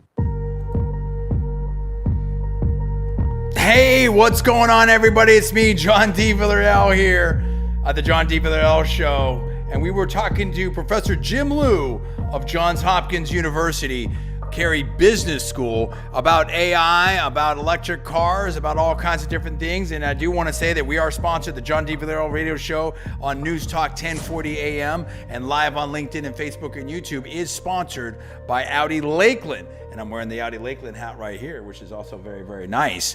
And I drive an Audi myself that I did get from Audi Lakeland. And listen, right now, Danny Giovino has given us, the general sales manager here, I hope I pronounced that right, Danny G, and Tony Zeta, the general manager. We're talking about right now a July 4th special at Audi Lakeland, $2,000 off any new Audi, plus rebates on July 4th. That's tomorrow. You just have to mention the John D. Villarreal Radio Show at the start of your deal here at Audi Lakeland to redeem that offer and take advantage of that. So now listen, we were joined by Professor Jim Liew of Johns Hopkins. Now we're about to be joined by Paul F. Villarreal. He's been doing a lot of research out there. I'm telling you, yes, he's my brother, but he also is very, very smart. He's got a degree from Cornell University, Ivy League school, and he's very connected out there. He's very connected in terms of some stuff going on. I don't want to say too much, but Paul, let's talk about some of these things here. It's July 4th tomorrow. Okay, and you know, people are talking about liberty. People want to know about election 2024, and there's a lot of things to talk about. Are you on the line with us right now, Paul? Yes, I am. Okay. We got a little bit of a sound thing there, a little bit of a voice thing there. Let's make sure we've got that pumped up. Let me see if I can kind of enhance. Yeah, that was just my voice. No, you're good. You're good. So. There's a lot of people are talking about what's going on with Elon Musk and the Twitter limits and stuff like that. What exactly is happening? I think this is a little bit overblown in that, like, isn't this really him trying to clean things up and make sure that we don't have a lot of bots and different things like that? Like it's the limits seem to be relatively high. Like you can read 500 tweets a day or 1,000 tweets a day. What's happening with that? Yeah, so if you have a verified account, like if you pay for your, $8 a month, you can read many more tweets than if you do not have that. What he did was on Saturday and Sunday, various people, I know I experienced it yesterday, were also not just having the tweet limits reading, but also they were having just glitches. I think he was kind of sweeping the servers, maybe going through, getting rid of some bots. But what he's doing on limiting the tweets is, he doesn't want these spider crawlers to be able to get all of the information from Twitter, because he said that competitors of Twitter are using this information, including AI providers. And I would think, honestly, Meta, which is Facebook, they're going to launch a competitor to Twitter very soon. So my guess is he's probably thinking about that as well. Yeah, no doubt. I mean, I could see that happening, and definitely there's always a lot of competition in the tech space or in business in general. And, you know, I mean, if you're looking at 500 tweets or 1,000 tweets, or, you know, it's a lot. And he also did, I believe, say this is temporary, right? Yes, that's right. Yeah. Okay, let's get into this, because we had, you know, I had 2 hours worth of show prepared here, but I mean, it was so good to go with Professor Liew and the AI and all that type of stuff, and I think that was fascinating. And I'm not afraid to dive down deep into any kind of subject, and I expect that again, we're gonna have a good show next week, July 10th and July 17th. We have really, really good guests lined up for that. That's gonna be awesome. So let's talk about this. We have Tucker Carlson is launching a media company, and we've already seen that his videos on Twitter have done really, really well with tens of millions of views. Paul, what's the story with that? His views are doing gigantic. I mean, and so I guess it's not completely certain, but the rumor, it's basically all but confirmed. Yes, he's going to start his own media company. Apparently, he's already brought in some of the people that worked on his show at Fox, and I guess he's going to bring in even more of them, like 9 more people. So I think he's ready to go full bore on doing his own thing. I don't know if it'll just be Twitter. I don't know if it'll be on multi-platform. But I got to say, the quality of the video of his stuff on Twitter looks as good or better than what it looked like on Fox. No, absolutely. So, and he's more. No, go ahead. He's doing a great job. He's doing a great job, and in fact, that's the thing. And I'll say this real quick, and then I want you to jump back in. You know, there are constraints and limitations.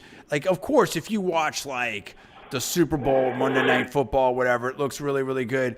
But I think that the constraints and limitations of TV and regular broadcasts is pretty substantial out there, right? I mean, there's very few. There's still today not a ton of content that's like, let's say 4K. It's not just the 4K spec. There's a range of different things that are going to make for great content. A lot of stuff is sort of stuck at 720 or 1080, whereas, you know, the content and the look and the setup and everything in his Twitter stuff looks great, you know, and I agree with you on that. And so I'll say this too. So Tucker Carlson, that also leads to the bigger question here, right? In terms of, you know, regular media, mainstream media, if you will, legacy media. Some call it the Matrix. You know, there's all kinds of different things out there. And listen, I mean, speaking of that, I heard a rumor that Tucker's going over to interview Andrew Tate. Yeah, that is. He put out a picture of him sitting with Andrew Tate, apparently in Romania. So yes, that appears to be happening. So what I'm saying is, and again, we're not condoning or condemning anyone. We're not giving any opinion on anything like that. But I think that it leads to the larger conversation of this sort of dichotomy between, you know, the legacy media, CNN, BBC, ABC News, all this type of stuff, with New York Times, Washington Post, versus the new media, you know, stuff on people with shows on Twitter, people with shows on YouTube, people with doing live streaming on Twitch. I mean, you know, Spotify. So you've got like Joe Rogan out there. You've got you've got Patrick Bet-David out there. Megyn Kelly. In some ways, Megyn Kelly is doing better and is more influential now, with her show on Sirius and YouTube than she was on Fox, in my opinion. And, you know, if Tucker Carlson gets in that mix, and of course we've got Rumble out there, we've got a lot of different things that are happening. And of course you've got the John D. Villarreal live show here, a radio show on News Talk 1040 AM, and of course live on Twitter, live on YouTube, LinkedIn, and Facebook. To what extent do you think that the era of new media is really here? Now, obviously it's here, but I mean, in terms of there seems to be such a differential, Paul, between what's being said in legacy media and what's being said, you know, in the new media. And now we've got, and I'm going to swing into the election 2024 discussion. Now we've got an election coming up. Like, who do you think is going to have a bigger impact? Do you think it's going to be legacy media, or do you think it's going to be the new media? And to what extent are we going to see a revisit of what happened in the 2020 election, where you had, you know, people shut down things on certain discussions and shadow banning? We're not going to talk about any specifics, but I know I put a lot out there, but I think you understand where I'm going here. Bottom line is the new media going to have more of an impact than the old media? And should there be a concern of potential censorship for conservatives or moderates or just different voices on the new media? Yeah, definitely. I think there is concern, and I think that there's reason to be concerned, and we've seen that. One of the reasons why people, and I know you mentioned this with Professor Liew, one of the reasons why people are so happy with Elon overall is because now they feel like they can actually have free speech again on Twitter, which they still don't feel like is possible on other platforms. So I do think that's a concern. I also think that new media is, I don't know exactly where the balance scale is, but new media continues to increase in importance. In fact, I saw a study recently where people said more and more people are getting their news from influencers and internet sources. So that's only going to increase. This is why I think President Biden is trying to recruit all of these young influencers and TikTokers and stuff to put out his message, because that is where a lot of people get their information, particularly younger people. Well, we've seen that with, I believe, with Governor DeSantis and his team, and there's some influencers, I believe, that at least were friendly to the. I'm not alleging anything, but you've maybe done a little more research on this, but maybe you want to talk about that. But I also throw this out there. This was a big news story over the weekend. Real quick here, is that there was a massive, let's say, disconnect, at least in terms of the narrative and storyline, between I'll throw two things out there. One is Mayor Suarez. Oh my goodness, America, all this breathless coverage and positive coverage and so much stuff out there, and he might run and everything like that. And I think, I'm not being a punk. I've said it before. I'm not being a punk, but less than 1% in the polls. Okay. So all, the people flying down here and the tech thing and the reporters, we get to go to Miami we're going to go in the winter and we're going to talk about Mayor Suarez, and he might run and he might run for bigger office. And Professor Liew talked about he told me he's going to run for president. I knew he was. I didn't know, but I was. In my opinion, I was very. We talked about it. How many times I talked about that with you all? We talked about it. We talked about it all the time. I expect this. I expect this guy. And all that. But in terms of the disconnect, this is the point. The disconnect between the mainstream media, in my opinion, hype versus the reality of less than 1% of the polls.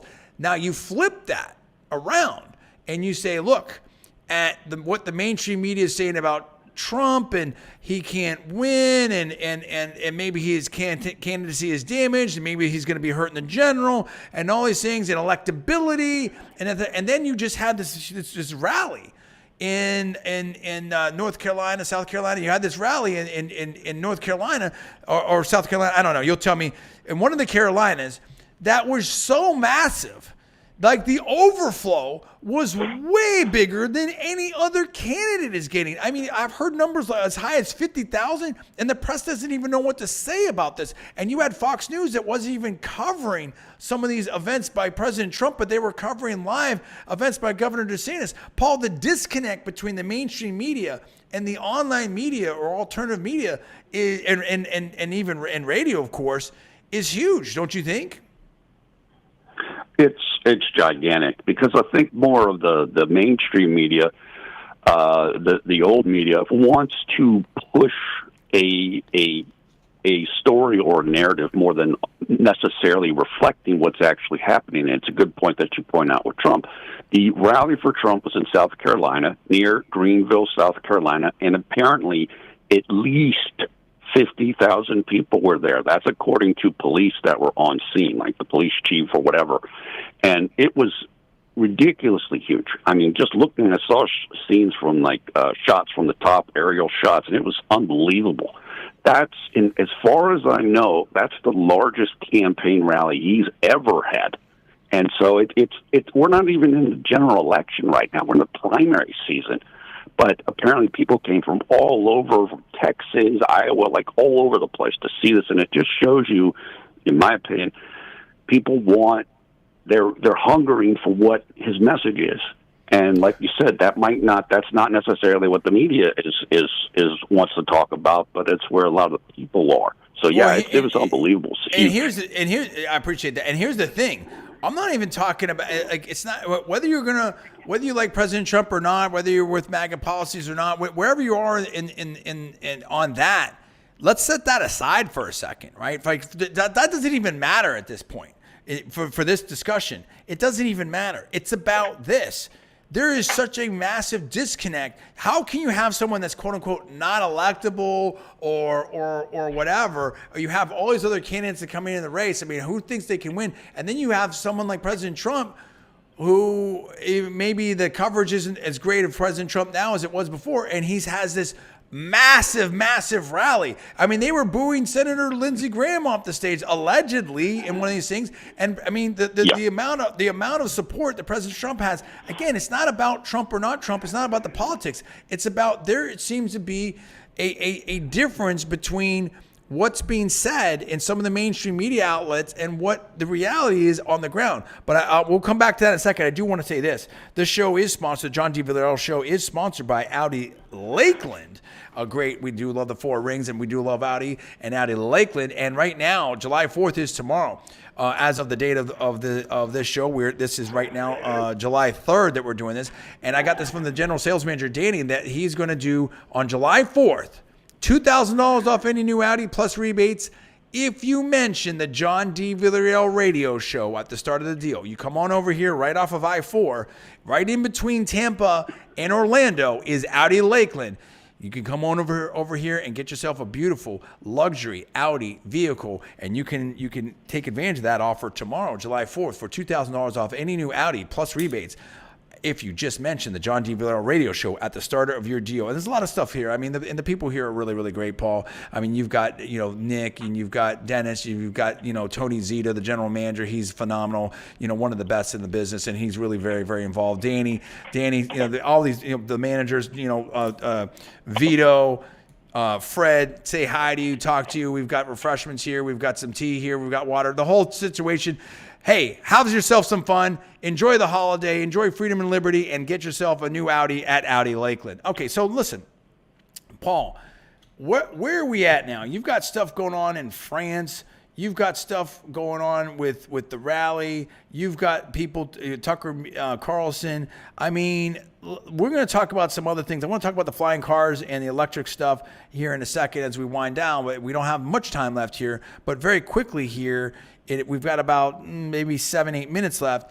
What's your take of election 2024? How much have we changed in this last week? Like, where do you see the state of the campaign at this point on both sides? Look, I mean, obviously there's different difficult things going on for President Biden right now in terms of investigations and this type of a thing, and Hunter and himself. But he's still the guy. I know there's people who think, he's going to drop out and they're going to replace him. I'm not buying any of that. A lot of people are saying that. I don't buy it either. A lot of people are saying that, Paul, but I don't buy it. And I will tell you this from, again, a pollster that I follow very closely. His name is Rich Barris. He runs a service called Big Data Poll. Really, really good and accurate. He's like, look, Governor Newsom, who a lot of people think would be replacing Biden, he doesn't poll well. Apparently, he's polling worse head-to-head against DeSantis and Trump than Biden is, and even Kamala is. So it's like, guess what? You're not putting him in if that's the case. Well, Vice President Harris polls Vice President Harris polls very, very badly too. This is the problem. You can't replace something with nothing. I mean, there's nothing over there. I mean, you know what I mean? Like so. And again, how do you displace a sitting president who says who's running? Like, I just don't know. I don't understand how that's going to work out, or how that's even supposed to work out. Right? That doesn't make any sense. I mean, don't think that's. And what's the timing of that? Like, I mean, there's certain filing deadlines and fundraising and all those types of things. Like, I mean, realistically, if you don't have a gauge on that, that's totally fine. But do you have any kind of gauge on that of in terms of the timing? I have some vagaries of that. I mean, obviously, we're going to start looking at the early primaries are usually in mid to late January, and then it goes on from there. So, I mean, there is a very short clock here, honestly. Yeah, you're right. The primaries, the caucuses, I think Iowa for the Republicans, they switched on the Democratic side. For Republicans, the Iowa is in January, so it is a short clock. I don't know when the filing deadline is. I know that there's still some time, because on the Republican side, there's still people who are not for Trump talking about maybe putting somebody else in if DeSantis doesn't work out. So obviously there's still time. As far as the Republican perspective, as you said, Trump he's doing great right now. Nothing against Governor DeSantis, but right now, I mean, Politico had a story today about him, just basically saying that Steve Cortez, who is an advisor to DeSantis, is saying, like, look, yeah, we're way behind. we're just not, we got a lot of ground to make up. And the pollster that I mentioned earlier said, look, they're not going to be able to make up the ground. It's just too far. It's just too far down in right now.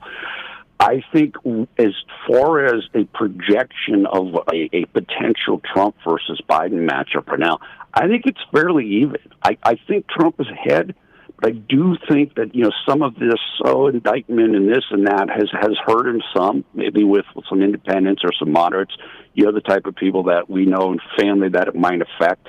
But I think that I still would give Trump the edge right now, but it's close.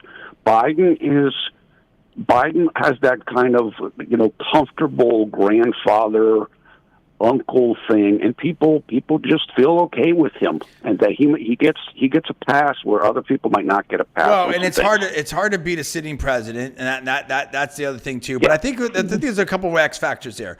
Number one, on the primary side, let's start with that. I mean, dude, it's like it's very, very challenging in terms of like how do I want to say this? The President Trump is a known, and brand out there. And when you're that far ahead with a very known brand who's very defined, you're not going to, I don't care if Governor DeSantis or the PAC or whomever, or, all of the candidates against Trump have $1 billion, $2 billion, $5 billion to spend. You're not going to redefine Trump. It's just not going to happen. So when he's 30 plus points ahead, I just don't see that gap closing in 6 to 8 months, dude. It's just not gonna. I mean, it's just not realistic. 10 months. So I don't see that happening. I mean, if Trump's on the ballot, he's gonna. I don't see how he loses today, right? I mean, things can change the Republican nomination. Now, if we push forward into the election, I think we have a couple variables here. The stuff with the whistleblowers and stuff and the Hunter Biden stuff, I think is very damaging to the Trump critics and the never Trumpers, and certainly creates problems for the Biden campaign, in my opinion. I think the polling bears that out, right? And the second thing is that, the economy. You were talking about startup Armageddon. Some people say that the real estate, commercial real estate is going to be very, very bad. The economy in general, there might be a recession. So to the extent that things are really, really bad or could get bad economically, that can have a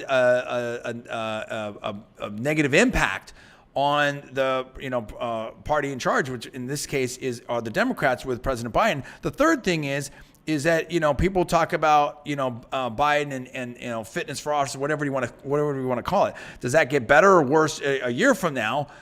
Certainly vis-a-vis Trump. And I think all those three things are sort of big variables or X factors, if you will, that put question marks in this election. And I think that those in general may favor President Trump. We've got about a minute or two left. Paul, go ahead. Look, I think that's a good summary of some of the uphill struggle that President Biden is probably going to face for former President Trump. I think there's still some more legal things that are going to come down in addition, or could come down in addition to the ones he's already facing. So that's going to complicate or could complicate things for him. It's going to be really interesting. I mean, it could come down to a thing of who is less scandalized or who is more scandalized, this type of thing. But as you said, and of course, as Bill Clinton famously said, it's the economy. The economy. Right. If the economy is not doing well, then he's going to have a hard time getting reelected, in my opinion. Oh, that's the thing. I think that we're seeing a pushback and a swing back in a lot of areas and a lot of things, whether we're talking about Target, Bud Light, Disney, the Supreme Court decisions, a lot of different areas. And I think people are like kind of wanting to return to sort of, post-pandemic, more of a, I think there's a natural sort of pendulum swinging back, and that's the way it usually is in politics. And I think President Trump definitely would represent that sort of return about, and I think also it just comes down to competency and results. And I think the results here, I mean, are going to be, it's going to be a stark contrast. Very interesting, lots of things to talk about. Listen, it's been a great show here, show number 3 of the John D. Villarreal Show. I hope you all have a wonderful, wonderful 4th of July. Definitely, I appreciate all of the audience out there listening. We appreciate our guest, Professor Jim Liew. We appreciate of Johns Hopkins Carey Business School and Paul at Villarreal. Hey, listen, have a great weekend. Have a great holiday tomorrow. You're listening to John D. Villarreal Show on News Talk 1040 a.m. Be well. See you next week. Stay blessed.